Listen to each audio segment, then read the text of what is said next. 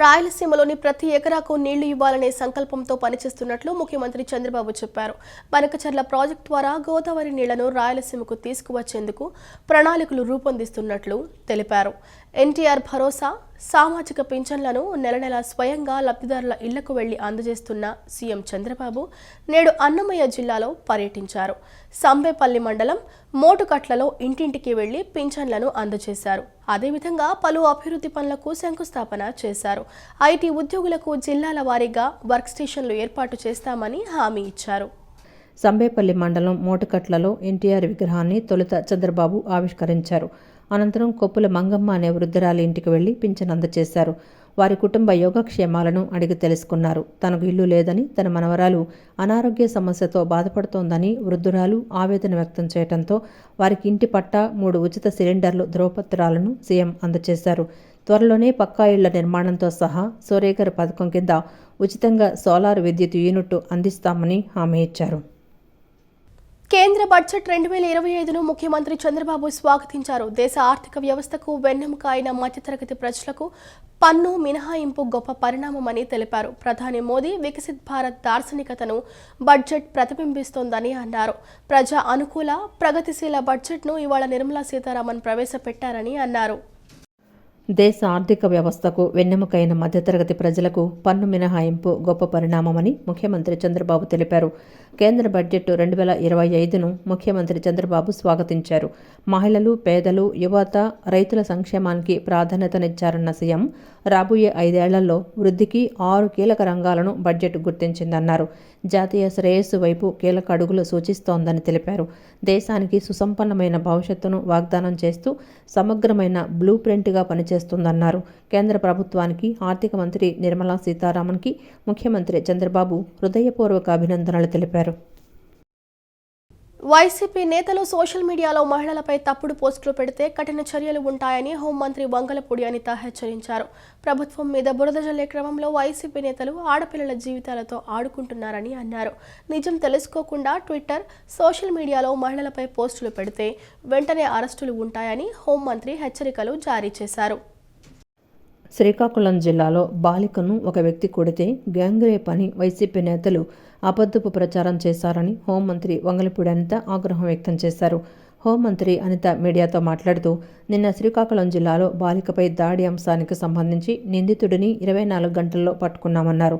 మాజీ మంత్రి ధర్మాన మరికొందరు వైసీపీ నేతలు బాలిక ఇంటికి వెళ్లి రాజకీయాలు చేస్తున్నారని మండిపడ్డారు. బాధిత కుటుంబం అత్యాచారం జరగలేదని ఫిర్యాదిచ్చినా కావాలనే వైసీపీ నేతలు నీచ రాజకీయం చేస్తున్నారన్నారు. ఎవరైనా సరే నిందితులను 24 గంటల్లో పట్టుకుంటున్నామన్నారు. మహిళలతో గంట, అరగంట అన్నవారు వైసీపీలో మంత్రులయ్యారని వ్యాఖ్యలు చేశారు. నిజం తెలుసుకోకుండా ట్విట్టర్, సోషల్ మీడియాలో మహిళలపై పోస్టులు పెడితే వెంటనే అరెస్టులుంటాయని హోంమంత్రి హెచ్చరికలు జారీ చేశారు. ఏదో రకంగా గవర్నమెంట్ మీద బురద జల్లాలి అని ఒకే ఒక కాన్సెప్ట్తో వాళ్ళకి తెలిసి చేస్తున్నారో తెలియకుండా చేస్తున్నారో కానీ ఆ లేడీ ఎవరైతే ఉన్నారో, ఆ మహిళ ఎవరైతే ఉన్నారో, ఆ అమ్మాయి ఎవరైతే ఉన్నారో, ఆ బాలిక ఎవరైతే ఉన్నారో వాళ్ళని వీధిని పెట్టే పరిస్థితులు వచ్చినాయి. ఫర్ ఎగ్జాంపుల్ చెప్తున్నానండి, నిన్న శ్రీకాకుళం ఇన్సిడెంట్ జరిగింది. శ్రీకాకుళం ఇన్సిడెంట్లోని ఆ అమ్మాయి ఎవరైతే ఒక డిగ్రీ చదువుతున్న అమ్మాయి, 3rd ఇయర్ చదువుతున్న అమ్మాయిని స్పృహ తప్పి పడిపోయిన తర్వాత అమ్మాయి కేసు ఫైల్ చేసి అమ్మాయిని హాస్పిటల్లో జాయిన్ చేసిన తర్వాత ఎవరైతే వార్డెన్ అమ్మాయికి ఫిట్స్ వచ్చినాయి అని చెప్పారో ఇమీడియట్గా వార్డెన్ తప్పుడు ఇన్ఫర్మేషన్ ఇచ్చారని ఆవిడని సస్పెండ్ చేయడం జరిగింది. తర్వాత ఏం జరిగింది అన్న దాని మీద ఎంక్వైరీ చేస్తే ఆ అమ్మాయిని ఎవరో సమ్వన్ కొట్టారు. మేము ఆ సీసీ ఫుటేజెస్ కూడా తీసుకొని ఆ అమ్మాయితో ఎవరైతే కాలేజీ లోపలికి వెళ్ళారో ఆ అబ్బాయి వాళ్ళు ఇది జరిగి ఉంటుందని సంగతి తెలుసుకొని ఆ యాంగిల్లో మేము ఎంక్వైరీ చేసుకోవడం మొదలుపెట్టాం. ఈ రోజుకి ఆ అబ్బాయిని ఎవరైతే ఆ అమ్మాయిని కొట్టారో ఆ అబ్బాయిని పట్టుకోవడం కూడా జరిగింది. ఆ అబ్బాయిని ఇప్పుడు ఇంట్రాగేట్ చేస్తున్నారు. ఆ అబ్బాయి కొన్ని విషయాలు ఒప్పుకున్నాడు కూడా ఈ రోజుకి. అయితే నిన్న వైఎస్ఆర్సీపీ పార్టీ వాళ్ళు అదేవిధంగా అక్కడికి పరామర్శించుకెళ్ళిన ఎక్స్ డిప్యూటీ సీఎం ధర్మాన గారు కానీ వీళ్ళందరూ కూడా అక్కడ ఏదో సెక్షువల్ అసాల్ట్ జరిగింది, ఆ అమ్మాయి గ్యాంగ్ రేప్ చేశారు ఆ అమ్మాయిని అని రకరకాలుగా మాట్లాడారు. మేము ఎంక్వైరీ చేయించుకున్నాము, హాస్పిటల్ డాక్టర్స్ని పంపించుకొని ఎగ్జామిన్ చేయించుకుంటే ఎటువంటి సెక్షువల్ అసాల్ట్ జరగలేదు, కేవలం అమ్మాయిని కొట్టడం వల్ల అమ్మాయి స్పృహ తప్పి పడిపోయిందని చాలా క్లియర్గా చెప్పారు. రాష్ట్ర ప్రభుత్వం ప్రజా సంక్షేమ పాలన దిశగా ఎన్టీఆర్ భరోసా సామాజిక భద్రతా పెన్షన్లను అర్హులైన లబ్ధిదారులకు పంపిణీ చేసి పేదవారికి ఆసరాగా నిలుస్తోందని రెవెన్యూ స్టాంప్స్ అండ్ రిజిస్ట్రేషన్ శాఖ మంత్రి అనగాని సత్యప్రసాద్, దేవాదాయ ధర్మాదాయ శాఖ మంత్రి ఆనం రామనారాయణ రెడ్డి పేర్కొన్నారు. ఎక్కడ చూసినా అధికారులు లబ్ధిదారుల ఇంటి వద్దకి వచ్చి ఉదయాన్నే పెన్షన్లు తమకు ఇస్తున్నారని, ప్రభుత్వం పట్ల పెన్షన్ లబ్ధిదారులు సంతోషం వ్యక్తం చేస్తున్నారని తెలిపారు. శ్రీకాళహస్తి మండలం ఊరందూరు గ్రామ పంచాయతీ హరిజనవాడలో ఎన్టీఆర్ భరోసా పెన్షన్ల లబ్ధిదారులకు పెన్షన్ల పంపిణీ కార్యక్రమంలో రెవెన్యూ స్టాంప్స్ అండ్ రిజిస్ట్రేషన్ శాఖ మంత్రి అనగాని సత్యప్రసాద్, దేవాదాయ ధర్మాదాయ శాఖ మంత్రి ఆనం రామనారాయణ రెడ్డి, జిల్లా collector doctor Venkateswara S, Srikalahasti MLA Bojjala Sudheer Reddy, Yadav corporation chairman Narasimha Yadav తదితర సంబంధిత అధికారులతో ప్రజాప్రతినిధులతో కలిసి పాల్గొన్నారు. వారు లబ్ధిదారులతో ఆప్యాయంగా మాట్లాడి పెన్షన్లను సచివాలయం సిబ్బంది లబ్ధిదారుల ఇంటి వద్దకే వచ్చి పంపిణీ చేస్తున్నారా అని ఆరా తీశారు. ఈ సందర్భంగా పలువురు లబ్ధిదారులు మాట్లాడుతూ సచివాలయ సిబ్బంది ఉదయాన్నే వారింటి వద్దకే వచ్చి ఎన్టీఆర్ భరోసా సామాజిక భద్రతా పెన్షన్లను పంపిణీ చేస్తున్నారని మంత్రులకు తెలిపారు. ఊరందూరు గ్రామ పంచాయతీ ఊరందూరు హరిజనవాడనందు P Subbamma, G Lakshmamma, B లచ్చమ్మలకు వితంతు పెన్షన్ 4,000 రూపాయల చొప్పున, టి పోలయ్యకు వృద్ధాప్య పెన్షన్ 4,000 రూపాయలను, కె గోపాల్ విభిన్న ప్రతిభావంతునికి దివ్యాంగుల పెన్షన్ 6,000 రూపాయలను లబ్ధిదారుల ఇంటికి వెళ్లి వారితో మాట్లాడి అందజేశారు. ఈ సందర్భంగా మంత్రులు మాట్లాడుతూ మన ముఖ్యమంత్రి చంద్రబాబు ప్రజల మేలు కోరి వారి సమస్యలను అర్థం చేసుకొని దేశంలో ఎక్కడా లేనంతగా పెంచిన ఎన్టీఆర్ భరోసా సామాజిక భద్రతా పెన్షన్లను అందిస్తున్నారని తెలిపారు. ఇది మంచి ప్రభుత్వమని వివరించారు. గౌరవ ముఖ్యమంత్రి పెంచి ఇచ్చిన పెన్షన్లు వారి జీవనానికి ఆసరాగా ఎంతగానో ఉపయోగపడుతున్నాయని రాష్ట్ర ముఖ్యమంత్రి చంద్రబాబు నాయుడికి పలువురు ఎన్టీఆర్ భరోసా సామాజిక భద్రతా పెన్షన్ లబ్ధిదారులు ధన్యవాదాలు తెలిపారు. ఏపీకి జీవనాడి అయిన పోలవరం ప్రాజెక్టుకు కేంద్ర బడ్జెట్లో ఈసారి 5,936 కోట్ల రూపాయలు కేటాయించారు. అదే సమయంలో పోలవరం ప్రాజెక్టు అథారిటీకి మరో 54 కోట్ల రూపాయల కేటాయింపులు చేశారు. పోలవరం సవరించిన అంచనాలు 30,43,695 కోట్లకు ఆమోదం తెలిపారు. పోలవరం బ్యాలెన్స్ గ్రాంట్ 12,157.53 కోట్ల రూపాయలుగా కేంద్రం తెలిపింది. వీటితో పాటు ఆంధ్రప్రదేశ్కు మరిన్ని నిధులను కేటాయించారు. కేంద్ర ఆర్థిక మంత్రి నిర్మలా సీతారామన్ 2025-26 కేంద్ర బడ్జెట్ను పార్లమెంట్లో ప్రవేశపెట్టారు. పోలవరం ప్రాజెక్టుతో పాటు విశాఖ స్టీల్ ప్లాంటు, విశాఖ పోర్టుకు నిధులు కేటాయించారు. ఏపీకి జీవనాడైన పోలవరం ప్రాజెక్టుకు కేంద్ర బడ్జెట్లో ఈసారి 5,936 కోట్ల రూపాయలు కేటాయించారు. అదే సమయంలో పోలవరం ప్రాజెక్టు అథారిటీకి మరో 54 కోట్ల రూపాయలు కేటాయింపులు చేశారు. పోలవరం సవరించిన అంచనాలు 30,436.95 కోట్లకు ఆమోదం తెలిపారు. పోలవరం బ్యాలెన్స్ గ్రాంటు 12,157.53 కోట్ల రూపాయలుగా కేంద్రం తెలిపింది. వీటితో పాటు ఆంధ్రప్రదేశ్కు మరిన్ని నిధులను కేటాయించారు. విశాఖ స్టీల్ ప్లాంటుకు 3,295 కోట్లు కేటాయించారు. కేంద్ర బడ్జెట్లో విశాఖ పోర్టుకు 730 కోట్లు, రాష్ట్రంలోని ఆరోగ్య వ్యవస్థల బలోపేతానికి 162 కోట్లు, రాష్ట్రంలో జీరో బడ్జెట్ న్యాచురల్ ఫార్మింగ్కు 186 కోట్లు, లెర్నింగ్ ట్రాన్స్ఫార్మేషన్ ఆపరేషన్కు మద్దతుగా 375 కోట్లు కేటాయించారు. రాష్ట్రంలో రోడ్లు, వంతెనల నిర్మాణానికి 240 కోట్లు కేటాయించారు. ఏపీ ఇరిగేషన్ లైవ్లీహుడ్ ఇంప్రూవ్మెంట్ ప్రాజెక్టుకు 2వ దశకు 242.50 కోట్లు బడ్జెట్లో కేటాయించారు. శ్రీకాళహస్తిలోని శ్రీకాళహస్తీశ్వర స్వామి జ్ఞాన ప్రసూనాంబదేవి అమ్మవారిని తిరుపతి జిల్లా ఇన్ఛార్జ్ మంత్రి, AP revenue stamps and registration శాఖ మంత్రి అనగాని సత్యప్రసాద్, రాష్ట్ర దేవాదాయ ధర్మాదాయ శాఖ మంత్రి ఆనం రామనారాయణ రెడ్డి దర్శించుకున్నారు. ఎమ్మెల్యే బొజ్జల సుధీర్ రెడ్డి ఆలయ శేషవస్త్రంతో సత్కరించి తీర్థ ప్రసాదాలు అందజేశారు. మహాశివరాత్రి పర్వదినం ఏర్పాట్లపై పలు శాఖల అధికారులతో సమన్వయ సమావేశం నిర్వహించి అధికారులకు దిశానిర్దేశం చేశారు.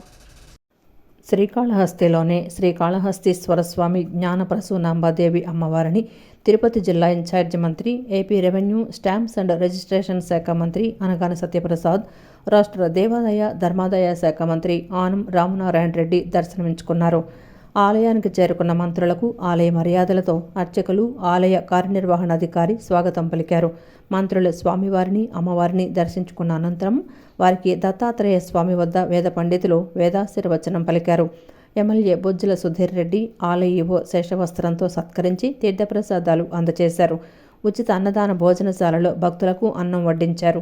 ఆహారం ఏర్పాట్లపై మంత్రులు ఆరా తీయగా సంతృప్తి వ్యక్తం చేశారు.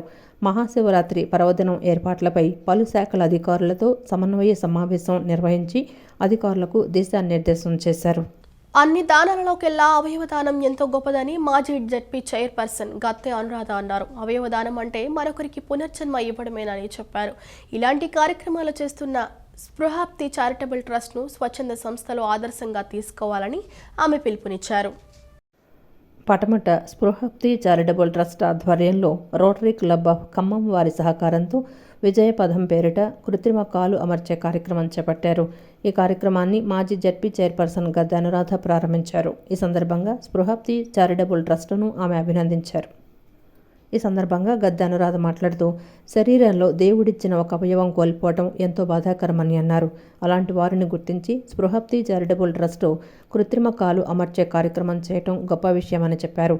గతంలో కృత్రిమ కాలు కావాలంటే జైపూర్ వరకు వెళ్లేవారని, అంతేకాక ఖర్చు కూడా అయ్యేదని చెప్పుకొచ్చారు. కానీ స్పృహాప్తి చారిటబుల్ ట్రస్ట్ స్వయంగా క్యాంపులు ఏర్పాటు చేసి బాధితులకు అండగా నిలుస్తోందన్నారు. అవయవదానం అంటే మరొకరికి పునర్జన్మ ఇవ్వటమేనని చెప్పారు. ఇలాంటి కార్యక్రమాలు చేస్తున్న స్పృహాప్తి చారిటబుల్ ట్రస్టును స్వచ్ఛంద సంస్థలు ఆదర్శంగా తీసుకోవాలని ఆమె పిలుపునిచ్చారు. నిజంగా ఈ రోజున మానవతా విలువలు నశించిపోతున్నాయని చాలా మామూలు పదాలతో చెప్పుకుంటూ వెళ్ళిపోతారు కూర్చుని. కానీ ఎంతమంది ఈ రోజున మానవతా కోణంలో, మానవీయ కోణంలో స్పందించి ఈ కార్యక్రమాన్ని నిర్వహిస్తున్నారంటే, దానాలన్నింటిలో కూడా అన్నదానం చాలా ముఖ్యం అంటాం. కానీ మనం భోజనం చేసి కడుపు నిండిన తర్వాత మళ్ళీ నెక్స్ట్ డే వరకు అది అయితే గుర్తురాదు. కానీ అవయవదానం అది నిజంగా ఎవరైతే బాధపడుతున్నారో వాళ్ళకి మాత్రమే తెలుస్తుంది. ఎందుకంటే మనకి ఎప్పుడైనా సరే చిగుర అంటింది అంటాం, ఒక మొత్తం మన ఇంత దేహంలో ఎక్కడో ఒక చిన్న గోరు తీసేటప్పుడు మరి అది అంటిందని చెప్పి అక్కడ స్కిన్ ఊడితే ఆ ఒక్కరోజు ఒక వేలు పని చేయకపోయినా కూడా మన జీవితాన్ని కోల్పోయినంత బాధపడతాం. అటువంటిది శరీరంలో ఇంత అవయవం మనం నిలబడింది అని కానీ పనులు జరగనంత ఎంతో అవసరం ఉన్న ఆ అవయవాన్ని కోల్పోవటం అంటే ఆ మనిషికి నిజంగా అది మరణంతో సమానం. ఆంధ్రప్రదేశ్ మెడికల్ కౌన్సిల్కు చైర్మన్ను వెంటనే నియమించాలని ఏఐఎస్ఎఫ్ రాష్ట్ర అధ్యక్షుడు గుజ్జుల వలరాజు ప్రభుత్వాన్ని డిమాండ్ చేశారు. విదేశాలలో చదివిన విద్యార్థులకు రిజిస్ట్రేషన్ సర్టిఫికెట్ ఇవ్వకుండా అన్యాయం చేస్తున్నారని అన్నారు. ఫార్మసీ కౌన్సిల్కు తక్షణమే ఎన్నికలను నిర్వహించాలని, ఏపీ మెడికల్ కౌన్సిల్కు చైర్మన్ను నియమించాలని, లేని పక్షంలో ఆందోళన ఉధృతం చేస్తామని హెచ్చరించారు. ఆంధ్రప్రదేశ్ మెడికల్ కౌన్సిల్కు చైర్మన్ను వెంటనే నియమించాలని, ఫార్మసీ కౌన్సిల్కు తక్షణమే ఎన్నికలను నిర్వహించాలని కోరుతూ ఎన్టీఆర్ హెల్త్ యూనివర్సిటీ ఎదుట ఏఐఎస్ఎఫ్ ఆధ్వర్యంలో ఆందోళన కార్యక్రమం చేపట్టారు. ఈ సందర్భంగా ఏఐఎస్ఎఫ్ రాష్ట్ర అధ్యక్షుడు గుజ్జుల వలరాజు మాట్లాడుతూ రాష్ట్రంలో కూటమి ప్రభుత్వం వైద్య విద్యను చీకటిలోకి నెట్టివేస్తోందన్నారు. ఏపీఎంసీకి చైర్మన్ను ఎందుకు నియమించలేకపోతున్నారని ప్రశ్నించారు. వైద్య విద్యార్థుల సమస్యలు ప్రభుత్వానికి పట్టవా అని నిలదీశారు. ఏపీ మెడికల్ కౌన్సిల్కు చైర్మన్ను నియమించని పక్షంలో ఆందోళన ఉధృతం చేస్తామని హెచ్చరించారు. ఫారిన్ వైద్య విద్యార్థులకు రిజిస్ట్రేషన్ సర్టిఫికెట్ ఇవ్వకుండా అన్యాయం చేస్తున్నారని మండిపడ్డారు. రాష్ట్రానికి వైద్య కళాశాలలు వద్దని చెప్పడం దుర్మార్గమని అన్నారు. 100 రోజుల పాలన సంబరాలు జరుపుకుంది. మరి వైద్య విద్యార్థుల జీవితాలను చీకటి రోజుల్లోకి నెట్టివేస్తూ ఉంది. అందువల్ల విజయవాడ నగరంలోని ఎన్టీఆర్ హెల్త్ యూనివర్సిటీ వద్ద అఖిల భారత విద్యార్థి ఫెడరేషన్ ఏఐఎస్ఎఫ్ ఆధ్వర్యంలో వైద్య విద్యకు సంబంధించినటువంటి ఏపీఎంసీకి చైర్మన్ నియమించాలని చెప్పి ధర్నా నిర్వహిస్తూ ఉన్నాం. మరి ఇవాళ అఖిల భారత విద్యార్థి సమాఖ్య ఆధ్వర్యంలో మేము పోరాటాలు చేస్తూ ఉంటే ప్రభుత్వం పెడచెవిన పడతా ఉంది. సూటిగా స్పష్టంగా ఈ ప్రభుత్వానికి ఒక్కటే చెప్తా ఉన్నాం, ఆంధ్రప్రదేశ్ మెడికల్ కౌన్సిల్కు 7 నెలలు గడుస్తూ ఉన్నా మీరు చైర్మన్ పదవిని ఎందుకు నియమించలేక ఉన్నారు? అదేవిధంగా ఫార్మసీ కౌన్సిల్కు ఎన్నికలు ఎందుకు నిర్వహించలేకపోతా ఉన్నారు? 5,000 మంది విద్యార్థులు ఓ పక్కన దానికి సంబంధించినటువంటి రిజిస్టర్ చేసుకున్నా ఎందుకు మీరు ఆ సమస్యను పరిష్కరించలేకపోతా ఉన్నారు? అనంతరం ఏఐఎస్ఎఫ్ రాష్ట్ర ఉపాధ్యక్షులు సాయి మాట్లాడుతూ రాష్ట్ర వ్యాప్తంగా వైద్య విద్యార్థులు అనేక ఇబ్బందులు పడుతున్నారని చెప్పారు. సమస్యల పరిష్కారం కోసం ఎన్టీఆర్ యూనివర్సిటీ చుట్టూ తిరిగినా ప్రయోజనం లేకుండా పోయిందన్నారు. మన పాలన మన ప్రభుత్వం అని సంబరాలు జరుపుకుంటున్నారు తప్ప ప్రజలకు మాత్రం న్యాయం జరగటం లేదన్నారు. ఈరోజు విద్యార్థులు వారి భవిష్యత్తును మేము విద్యను పూర్తి చేసుకున్నామంటే ఫారెన్కి వెళ్ళి చదివాం, మాకు సర్టిఫికేట్లు కావాలంటే లోపల సర్టిఫికేట్లు ఇష్యూ చేయాలంటే చైర్మన్ గారు లేరు. మా ప్రభుత్వం రాగానే ఈరోజు విద్యారంగానికి పెద్దపీట వేస్తాం, వారి సమస్యలు పరిష్కారం చేస్తాం, నిధులు కేటాయిస్తాం అని చెప్పారు. మరి ఇప్పుడు అధికారంలోకి వచ్చిన తర్వాత 100 రోజులు మన పాలన మన ప్రభుత్వం అని చెప్పి అంబరాలు సంబరాలు అందకుండా ఈరోజు జరుపుకున్నారు. చాలా సంతోషంగానే ఉంది. ఎందుకంటే ఆనాడు మీరు చెప్పినటువంటి మాటలు నమ్మారు. యావత్ రాష్ట్రంలో విద్యార్థి యువత నమ్మి ఓట్లేసిన పాపానికి ఈరోజు వారికి చుక్కలు చూపిస్తున్నారు. అరచోటిలో వైకుంఠం చూపిస్తున్నటువంటి ఎన్డీఏ కూటమి ప్రభుత్వాన్ని మేము ఒకటే హెచ్చరిస్తున్నాం. మీరు చెప్పినటువంటి మాటలు ఈరోజు మేము రాగానే జీవో నెంబర్ 107, 108 రద్దు చేసి ఆ ప్రభుత్వం జగన్మోహన్ రెడ్డి ప్రభుత్వం 50% సీట్లని అంగట్లో సర్కిట్లాగా అమ్ముకుంది. మా ప్రభుత్వం వస్తే ఆ జీవోలను రద్దు చేస్తూ ఉన్నారు. మరి మీరేమో మన ప్రభుత్వం వచ్చిన తర్వాత P4 పద్ధతి విధానంతో ఈరోజు కళాశాల ఏకంగా కార్పొరేట్ కళాశాలని ఈరోజు కళాశాలని ప్రభుత్వ రంగ సంస్థలు లేకుండా కార్పొరేట్లకు అమ్మే చప్పట్లో ఈ పద్ధతిలో వ్యవహరిస్తున్నారు.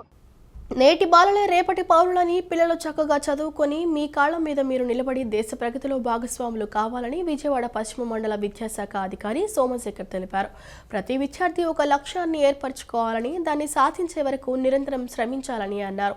విద్యా హక్కు చట్టం ప్రకారం ప్రతి విద్యార్థి చదువుకోవాలని, వారి కుటుంబాన్ని ఉన్నత స్థాయిలో నిలబెట్టేందుకు కృషి చేయాలని అన్నారు. 1 town Gandhiji municipal high school ఆవరణలో గాంధీజీ మహిళా కళాశాల సహకారంతో VCS మరియు TA ఓభా డివిజన్ ఆధ్వర్యంలో 10వ తరగతి విద్యార్థులకు మోటివేషనల్ మరియు కెరీర్ గైడెన్స్ ప్రోగ్రాం నిర్వహించారు. విజయవాడ పశ్చిమ మండల విద్యాశాఖ అధికారి సోమశేఖర్ ముఖ్య అతిథిగా విచ్చేశారు. ఈ సందర్భంగా ఆయన మాట్లాడుతూ 10వ తరగతిలో 600కు 600 మార్కులు రావాలని విద్యార్థులు లక్ష్యం పెట్టుకోవాలని చెప్పారు. జీవితంలో engineer, doctor, scientist, IAS, IPS కావాలని ఒక లక్ష్యాన్ని పెట్టుకోవాలని అన్నారు. మీ లక్ష్యాన్ని దేశాభివృద్ధిలో భాగస్వాములవుతాయన్నారు. దేశ భవిష్యత్తు విద్యార్థుల చేతుల్లోనే ఉందన్నారు. దేశ స్వాతంత్ర్యం కోసం అనేక మంది త్యాగాలు చేశారని, వారంతా మనకెందుకులే అనుకుంటే మనం ఆంగ్లేయుల పాలనలోనే ఉండాలన్నారు. ప్రతి ఒక్కరికి ఒక బాధ్యత ఉండాలని చెప్పారు. 2 నిమిషాలే కదా లేట్ అని ప్లాట్ఫామ్ మీదకి వెళ్ళేటప్పటికి ఏమవుతుంది, రైలు ప్లాట్ఫామ్ చివరిలో ఉంటుంది. అవునా కదా? అంచేత క్రమశిక్షణ అనేది పాటించేటటువంటి వ్యక్తి ఎవరైనా ఏ స్థాయికైనా ఎదుగుతాడు. ప్రయత్నించడం, శ్రమించడం, ఇవన్నీ కూడా మీరు ఎవరో చేస్తే ఎదిగారు, ఎవరో చేశారు, వాడికి అదృష్టం ఉంది అనుకుంటా ఉంటారు కొంతమంది. ఆ స్థాయికి వెళ్ళడం, అదృష్టం అనేటటువంటిది చాలా ట్రాష్. ఆ మాట మీ మనసులో ఉంటాకి వీల్లేదు.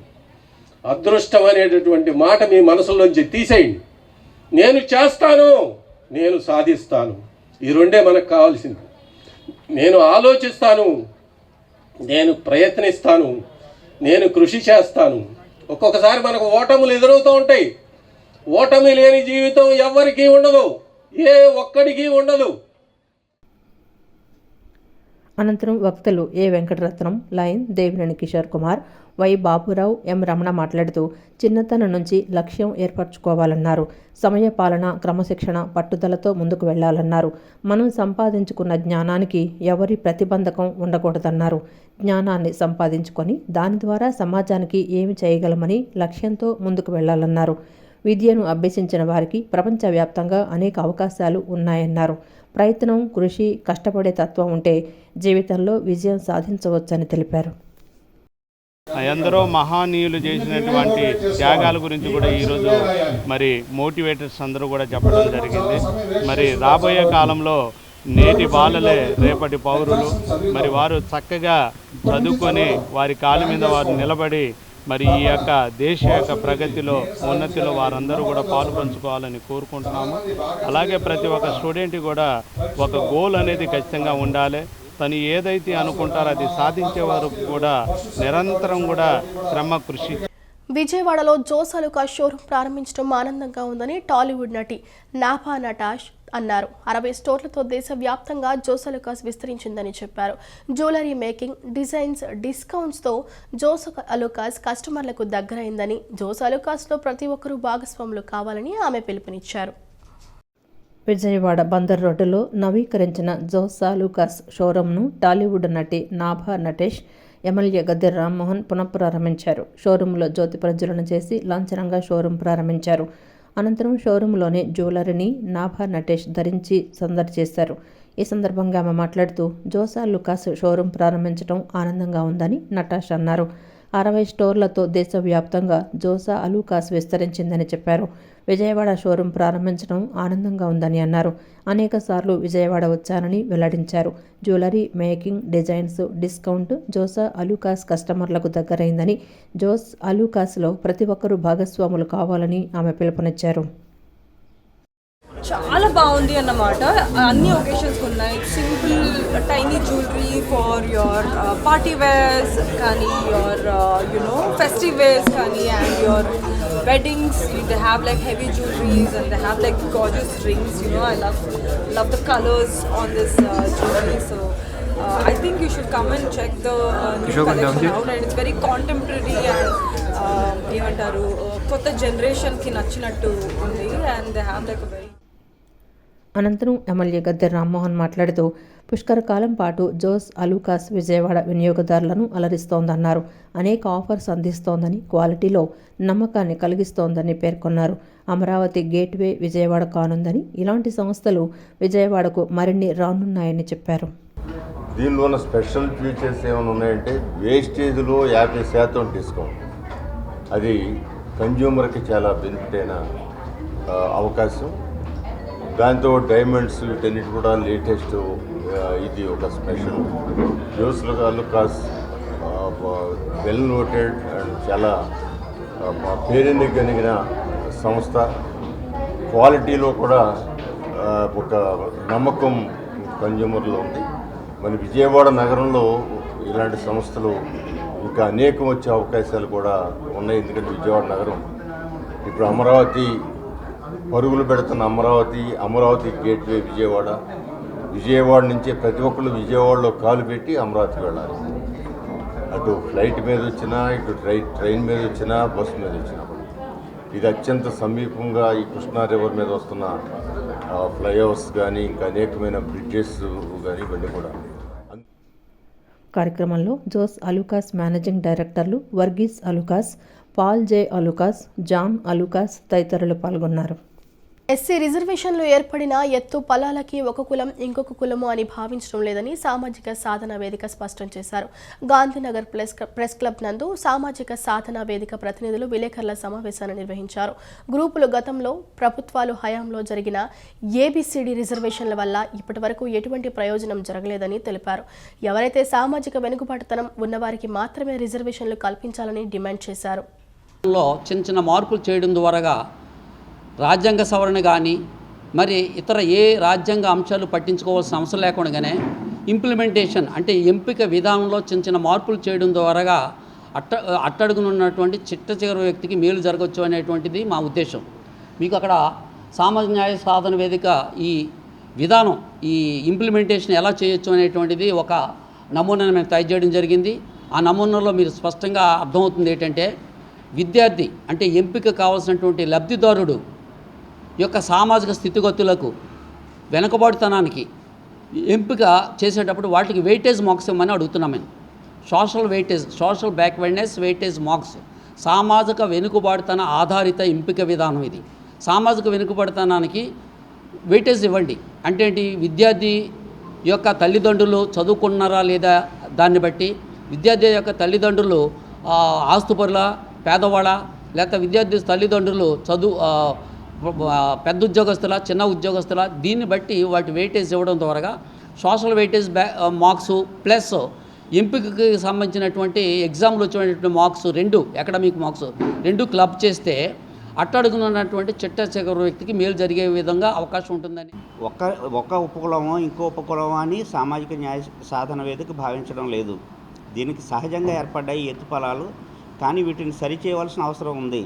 ఇప్పటి వరకు గతంలో ప్రభుత్వాలు చేసిన విధానం అంటే ఏబిసిడి వర్గీకరణలో వల్ల ఇప్పటికే ఆ సెట్లో ఎవరైతే అగ్రగామిగా ఉన్నారో, అభివృద్ధి చెంది ఉన్నారో వాళ్ళే తిరిగి రిజర్వేషన్ల ఫలాలు పొందుతారు తప్ప ఆ గ్రూపులో అట్టడుగున్న వ్యక్తికి ఈ రిజర్వేషన్ల ఫలాలు ఈ ఎంపిక విధానం వల్ల న్యాయం జరగదని మేము చెప్తా ఉన్నాం. అలాగే బీసీలలో ఏబిసిడి వర్గీకరణ ఇప్పటికే ఉంది. ఎస్సీ వర్గీకరణ చేసిన పవిత్రమైన సుప్రీంకోర్టును సైతం కేంద్ర ప్రభుత్వం అపహాస్యం చేశారని మాల సంఘాల జేఏసీ నేతలు విమర్శించారు. రేపు మాకినేని బసవపున్నయ్య ఆడిటోరియంలో అంబేద్కర్ ఆలోచన విధానంలో మేము సైతం నినాదం పేరుతో బహిరంగ సభ నిర్వహిస్తున్నట్లు తెలిపారు. నగరంలోని గాంధీనగర్ ప్రెస్ క్లబ్ నందు మాల సంఘాల జేఏసీ నాయకులు కలిసి విలేకరుల సమావేశాన్ని నిర్వహించారు. ఈ సమావేశంలో మాల సంఘాల జేఏసీ వ్యవస్థాపక అధ్యక్షుడు అన్నవరపు కిషోరు, మాల మహానాడు రాష్ట్ర ప్రధాన కార్యదర్శి దాసి జయప్రకాష్ జాన్ కెనడి, పలువురు మాల సంఘాల ప్రతినిధులు పాల్గొన్నారు. ఈ సందర్భంగా మాల సంఘాల ప్రతినిధులు మీడియాతో మాట్లాడుతూ రేపు విజయవాడ మాకినేని బసవపున్నయ్య ఆడిటోరియం వేదికగా అఖిల భారత మాల సంఘాలు ఏఎం ఆధ్వర్యంలో అంబేద్కర్ ఆలోచించిన విధానంలో మేము సైతం నినాదం పేరుతో బహిరంగ సభ నిర్వహిస్తున్నట్లు తెలిపారు. ఈ కార్యక్రమానికి ఐపీఎస్ అధికారి పివి సునీల్ కుమార్, తెలంగాణ ఎమ్మెల్యేలు Vivek, Vinod, law college professor వినోద్తో పాటు ఉభయ రాష్ట్రాల్లోని మేధావులు, రాజకీయ నాయకులు పాల్గొంటారని తెలిపారు. ప్రధానంగా ఎస్సీ వర్గీకరణ చర్చ సాగుతోందని తెలిపారు. ఈ సమావేశంలో సంచలనాత్మక నిర్ణయం తీసుకుంటున్నామని వెల్లడించారు. ఉదయం 10 గంటల నుంచి సాయంత్రం 6 గంటల వరకు జరిగే సమావేశంలో అనేక అంశాలపై చర్చిస్తారని తెలియజేశారు. ఉభయ రాష్ట్రాల్లోని అంబేద్కర్ వాదులు, మేధావులు అందరూ కూడా హాజరవుతున్నారు. రేపు ముఖ్యంగా వర్గీకరణపై చర్చా వేదిక జరగబోతుంది. ఈ సభలో రాష్ట్రంలోని దళిత ప్రజా కుల సంఘ నాయకులందరూ కూడా మీ ఈగోస్ పక్కన పెట్టి రేపు ఆ మీటింగ్ని జయప్రదం చేయవలసిందిగా అందరినీ కోరుకుంటున్నాను. ఈ మీటింగ్లో ముఖ్యంగా ఏఎం ప్లస్ మాల సంఘాలు కలిసి సంయుక్తంగా నిర్వహించబోయే సభ. రేపు ఆ సభలోనే ఒక సంచలనాత్మకమైనటువంటి నిర్ణయం మేము తీసుకోబోతున్నాం. అది రేపు చర్చించిన తర్వాత రేపు సభలో వెల్లడిస్తాం. ఈ సంఘాల్లో ఉన్నటువంటి నాయకులు అందరికి కూడా ఇదే మా ప్రత్యేకమైన ఆహ్వానం. రేపు అందరు కూడా ఉదయం 10 గంటల నుంచి సాయంత్రం 6 గంటల వరకు జరిగే ఈ మీటింగ్కి మీరందరూ ఖచ్చితంగా హాజరై సుప్రీంకోర్టు ఇచ్చిన తీర్పులకు వ్యతిరేకంగా ఏ రాష్ట్రాలు కూడా ఈ వర్గీకరణ విషయాన్ని పక్కన పెడితే తెలుగు రాష్ట్రాలైనటువంటి ఆంధ్రప్రదేశ్, తెలంగాణలో ఇక్కడ చంద్రబాబు నాయుడు గారు, అక్కడ రేవంత్ రెడ్డి గారు, ఇద్దరిది ఒకే ఆత్మ.